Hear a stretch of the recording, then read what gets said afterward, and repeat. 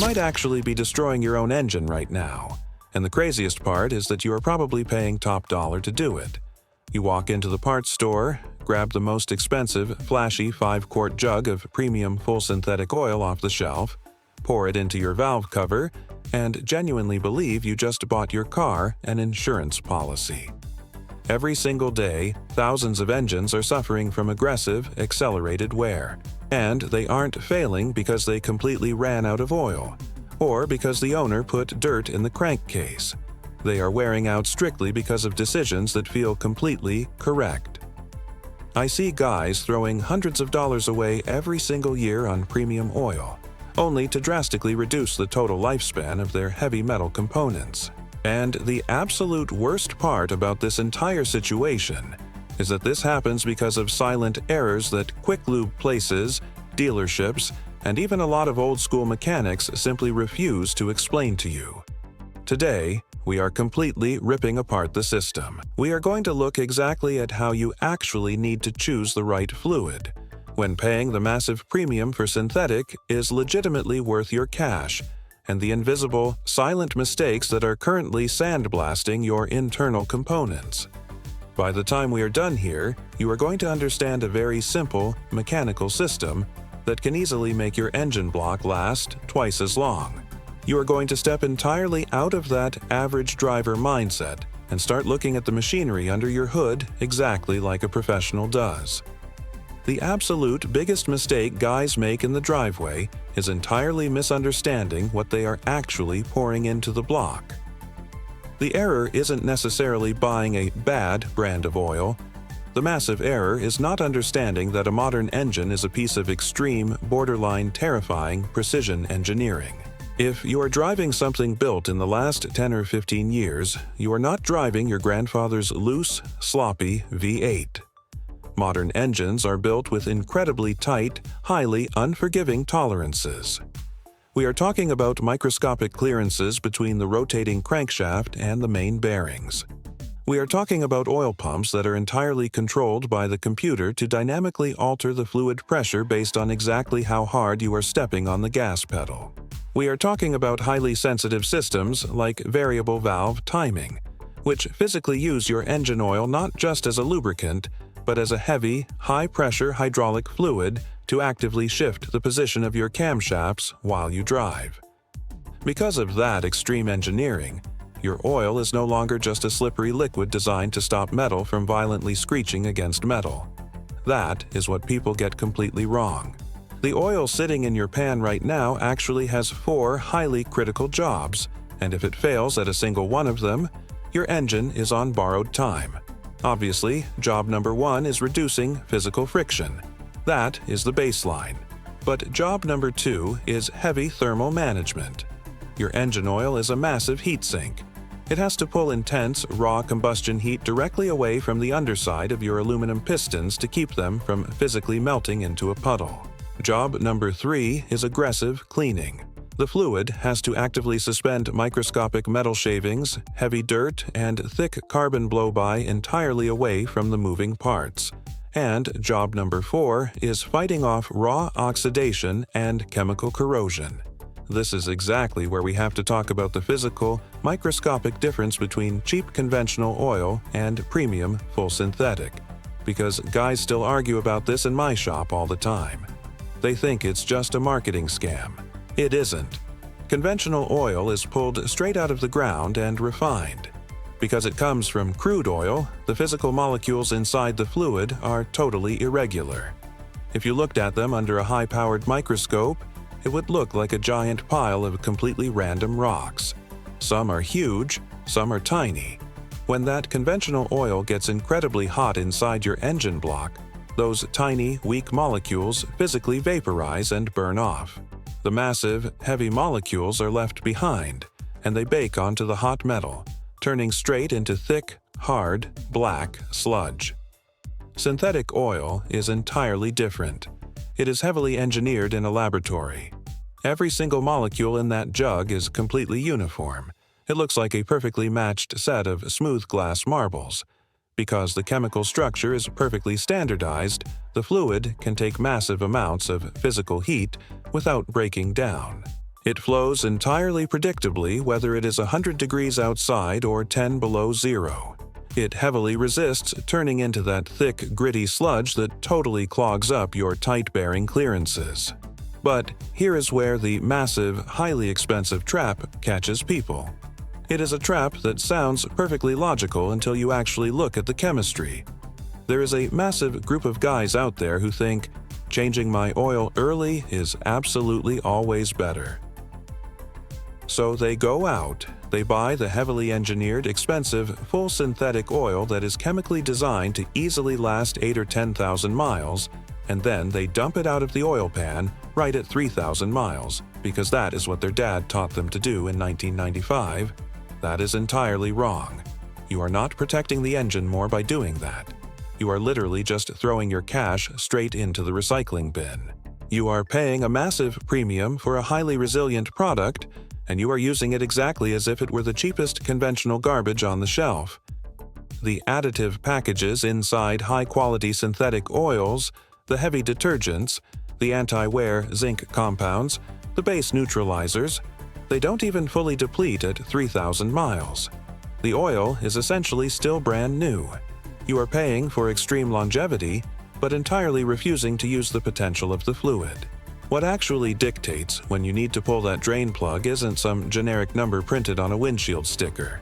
It is entirely dictated by your specific, physical pattern of use. Your driving habits are what completely destroy the oil. Before we break down exactly how your daily commute is secretly shifting your car into the absolute danger zone, do me a massive favor. Drop a quick comment down below and tell me exactly what city or state you are watching from today. I always read through the comments because the ambient climate you park your car in changes the entire chemical equation happening inside your oil pan. A guy fighting the brutal freezing winters in North Dakota is completely torturing his oil differently than a guy dealing with the heavy, humid heat of Miami. Let me know where you're at. And if you are already realizing that you might be dumping perfectly good synthetic oil down the drain, or if you appreciate getting the actual, unfiltered mechanical truth instead of dealership upsells, hit that like button and make sure you subscribe to the channel. It tells me you guys actually want real, heavy garage knowledge. Let's talk about the two massive extremes of driving, because there is no universal service interval. None. You have light use and you have severe use. If you hop in your car, immediately jump on the interstate, and drive 40 miles at a perfectly steady 65 miles an hour with very few stops, you are operating in light use. The engine gets totally up to optimal operating temperature. The oil stays hot enough to completely boil off any raw moisture or condensation inside the crankcase. The transmission shifts perfectly smoothly. In this exact scenario, that premium synthetic oil can confidently be pushed to a much higher interval because the chemical stress is incredibly low. But then you have the reality of how almost everyone actually drives. You have severe use, and I guarantee most of you watching this are actively operating under severe use without even realizing it.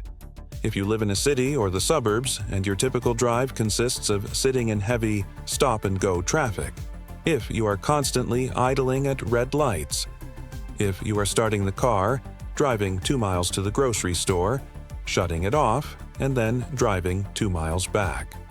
That is extreme severe mechanical use. If you consistently drive less than 5 miles per trip, you are actively participating in the absolute worst-case scenario for your engine oil. The massive, heavy metal engine block never actually gets hot enough, because it stays relatively cold. The internal gaps between your piston rings and cylinder walls stay slightly wide. Raw, unburned liquid gasoline physically washes past those rings and dumps straight into your oil pan. That raw fuel acts as a highly aggressive solvent. It physically attacks the synthetic oil and aggressively breaks down the chemical viscosity. You can buy the most expensive, top-tier synthetic oil on the entire planet, but if you are doing nothing but 3-mile grocery runs, that raw fuel dilution is going to turn your premium fluid into total garbage incredibly fast. You are operating in severe use, and that means your expensive oil needs to come out of the pan much, much sooner. But how do you actually know? How do you know if the fluid is completely compromised or if it still has thousands of miles of protection left? You can't just guess by looking at the color on the dipstick.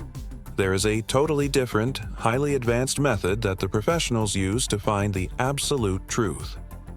If you actually want to know the exact physical condition of the heavy metal spinning inside your block, you have to stop guessing and start testing. There is a specific strategy heavy-duty fleet mechanics and massive trucking companies use every single day, and regular drivers almost never take advantage of it. It is called a used oil analysis. Instead of just looking at the dark color on the end of a dipstick and totally guessing if the fluid is dead, you catch a few ounces of that used oil in a tiny plastic bottle during your next oil change. You drop it in the mail to a specialized laboratory. For about $30, those chemists hit your oil with a spectrometer and send you back a highly detailed, incredibly accurate datasheet. It completely pulls the curtain back on the silent damage happening under your hood. They don't just tell you if the oil is dirty. They show you the exact parts per million of raw heavy metals floating in the fluid.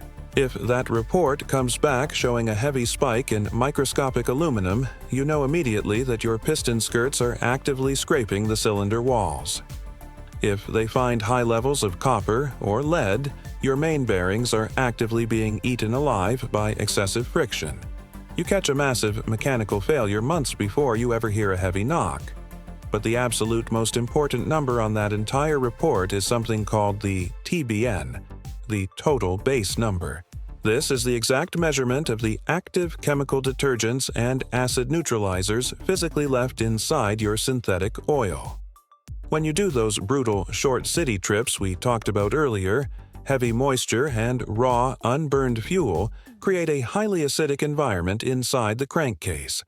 That acid wants to completely rust your steel bearings from the inside out. Your premium synthetic oil physically fights that acid, but every time it does, the TBN number drops. When your TBN hits 0, your oil has entirely given up. It has absolutely zero ability to protect the engine from chemical corrosion.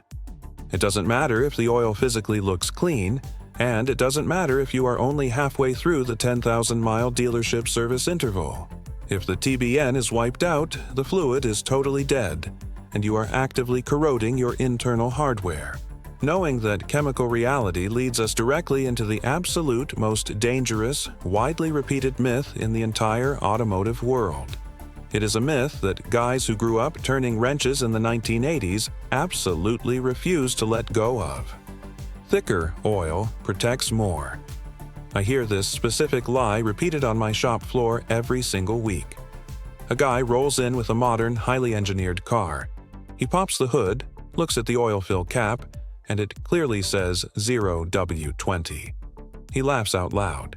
He tells me 0W20 is basically just water. He entirely believes the factory only recommends that thin oil to hit some imaginary government fuel economy standard. So he intentionally tries to outsmart the mechanical engineers who built the motor. He goes to the parts counter, buys a heavy jug of thick 10W40 or even 20W50, and pours it straight into the engine because he wants a thicker cushion for the bearings. That old-school mentality is a complete death sentence for a modern motor. Let me explain exactly the physical nightmare he just created. Engines built today are totally different animals than the heavy iron V8s from 40 years ago. The physical clearances between the rapidly moving parts are microscopic. The factory builds these engines incredibly tight, and they specifically engineer a thin, highly flowable oil to actually physically squeeze into those incredibly tiny gaps. If you pour thick, heavy molasses into a tight modern engine, the oil pump has to violently fight to push that fluid up to the top of the motor. When you start the car completely cold in the morning, that thick oil physically refuses to flow fast enough. It takes several heavy, agonizing seconds for the pressure to reach your overhead camshafts. During those specific seconds, your valve train is spinning completely dry. You are getting raw, aggressive, metal-on-metal scraping every single morning.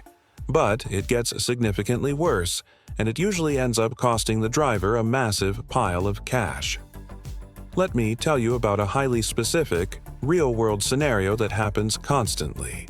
Let's call him Carlos. Carlos buys a beautiful, late-model turbocharged sedan. It is a great car, packed with modern tech.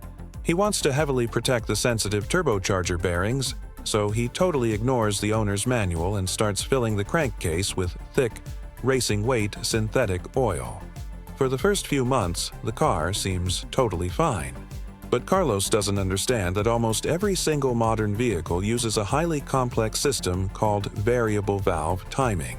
The computer in his car actively shifts the physical position of the camshafts on the fly, constantly adjusting the valve opening times to give him better low-end torque pulling away from a red light, and better high-end horsepower on the highway. It does this entirely by using the engine oil as a high-pressure hydraulic fluid. The computer opens tiny mechanical solenoids, and the oil pressure pushes heavy metal pins inside the cam phasers to physically advance or retard the timing. The protective metal screens on those specific VVT solenoids are incredibly fine. We are talking wire mesh that looks like a window screen. Because Carlos poured thick, heavy oil into the motor, the cold fluid physically cannot pass through those fine screens fast enough. The cam phasers heavily starve for fluid pressure. They start completely rattling. Carlos starts hearing a loud, heavy metallic clatter every time he starts the car in the driveway. The computer completely panics because the camshaft isn't moving to the exact position it commanded. The engine throws a permanent check engine light, drops entirely into a sluggish limp mode, and heavily cuts the engine power to save the hardware. Carlos brings the car to a shop, completely confused. The mechanic pulls the timing cover entirely off, finds a violently stretched timing chain, totally ruined cam phasers, and hands him a repair bill for $3,000. He completely destroyed the top end of his motor trying to outsmart the factory with heavy oil. You have to run the exact viscosity printed on the cap, period. If you have ever had a buddy tell you to run thick oil to quiet down an engine tick, or if you completely disagree with me on this one, drop a comment down below right now. I completely expect some of the old school guys to fight me on the 0W20 oil, so let's hear your side of it. And while we are talking about exactly what circulates inside the block, we have to talk about the absolute craziest financial mistake I see guys make right in their own driveway. It completely negates every single dollar you spend on premium fluids. I am talking about the guy who proudly buys $50 worth of the absolute best, highly rated full synthetic oil on the market, and then actively pairs it with a cheap, $3 bottom-of-the-barrel oil filter he found on clearance. It makes absolutely zero mechanical sense. You are spending serious cash to buy premium chemical protection, and then totally trusting a cheap cardboard box to filter out the heavy destruction. If you take a pair of heavy tin snips and actually cut one of those cheap budget filters entirely open on a workbench, you will be completely shocked. You won't find highly engineered synthetic filter media. You will find thin, heavily glued together paper that looks exactly like construction paper. When you use synthetic oil and push your oil changes out to 7,000 or 8,000 miles, that cheap paper element simply cannot handle the heavy debris load. It gets totally packed with hard carbon, tiny metal shavings, and heavy dirt about halfway through your service interval. When that cheap paper clogs entirely solid, the filter does not just stop working. It goes into a highly dangerous mechanical safety mode. A tiny, incredibly cheap spring valve opens up entirely inside the plastic housing. This is the bypass valve. It opens so the engine doesn't completely dry out and seize solid. But the brutal reality of that bypass valve opening is that suddenly, completely unfiltered, raw, dirty oil is heavily circulating directly through your engine block.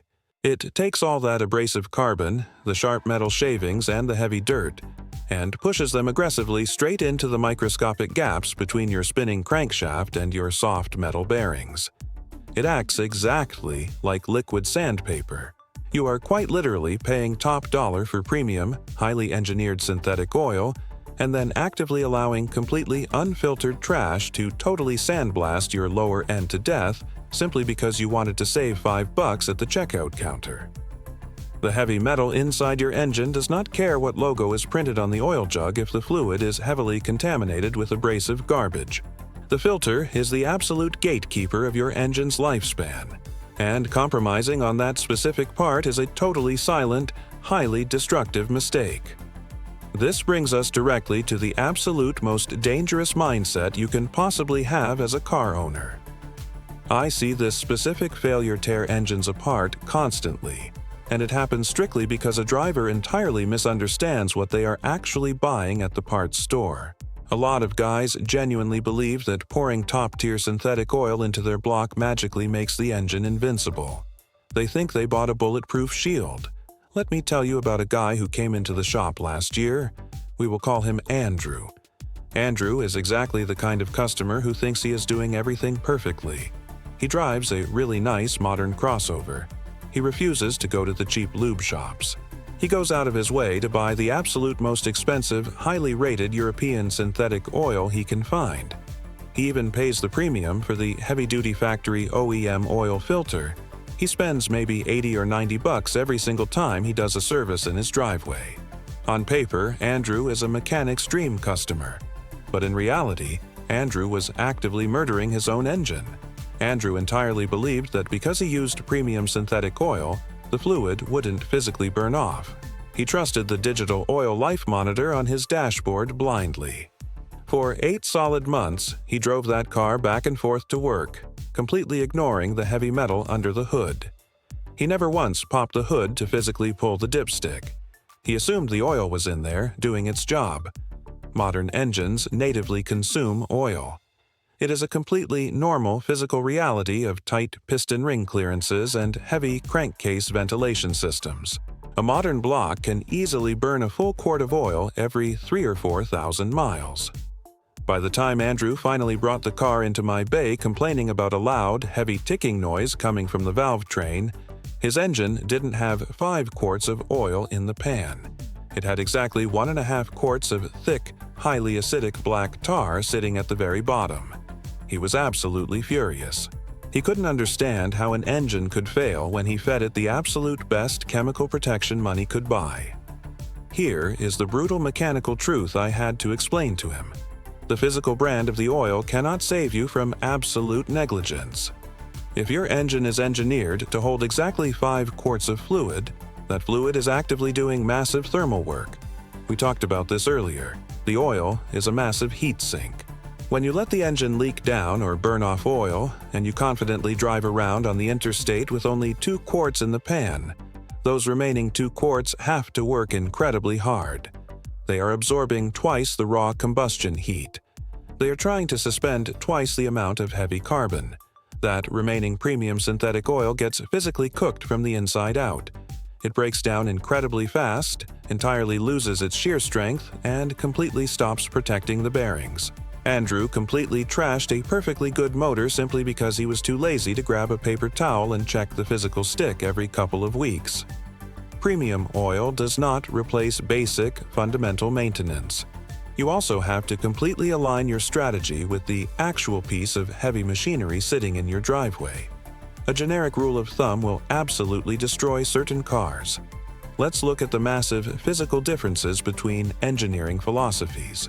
If you go out and buy a naturally aspirated Japanese 4-cylinder, like a Honda or a Toyota, you are buying into a system built for extreme, heavy refinement. Those engines are engineered with incredibly tight physical tolerances, and they absolutely love highly flowable thin synthetic oils like 0W20. Their entire goal is massive efficiency and long-term stability. If you run the right fluid, use a good filter and check the level, those Japanese blocks will easily outlast the seats in the cabin. Now look at the German engineering side. If you buy a high-performance BMW or an Audi, you are playing an entirely different mechanical game. German engineers design engines specifically for heavy, sustained high-speed performance on the Autobahn. The block temperatures run significantly hotter. The internal physical stress is massively higher. You cannot treat a twin-turbo European V8 the exact same way you treat an economy commuter car. Those German engines actively demand thicker, highly robust synthetic oils.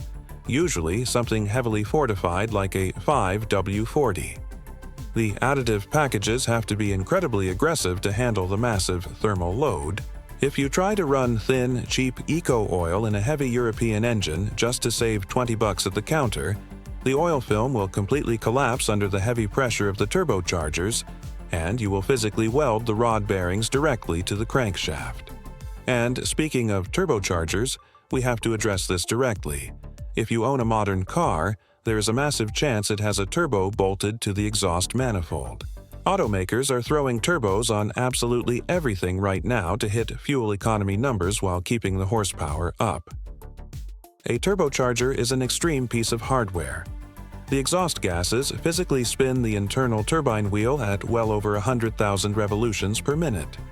The metal housing gets so incredibly hot that it will literally glow bright red in a dark room after a hard pull on the highway. Inside that blazing hot turbo housing, there's a tiny, highly sensitive metal bearing. Your engine oil is the only thing keeping that bearing from instantly turning into liquid metal.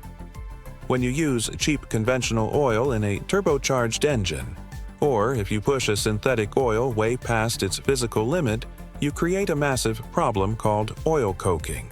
When you park the car and shut the engine off, the oil pump immediately stops spinning. The fluid totally stops flowing. A tiny amount of oil gets physically trapped inside the blazing hot turbocharger bearing housing. Because conventional oil cannot handle the extreme thermal shock, it literally bakes onto the metal bearing. It turns directly into hard, sharp black carbon. The next time you start the car, that hard carbon acts exactly like broken glass. It violently tears the delicate turbo seals completely apart. The car starts blowing thick, heavy white smoke entirely out of the tailpipe, and you are suddenly staring at a $2,000 replacement bill for a blown turbo. In a forced induction engine, high-quality synthetic oil isn't just a nice upgrade. It is an absolute, non-negotiable requirement to keep the hardware alive. If you want to operate your vehicle on the exact same level as the guys who routinely push their original engines past 300,000 or 400,000 miles, you have to adopt a highly specific, totally rigid protocol. You stop guessing and you start controlling the machine. First, you completely ignore the dealership marketing that tells you to come back in 15,000 miles.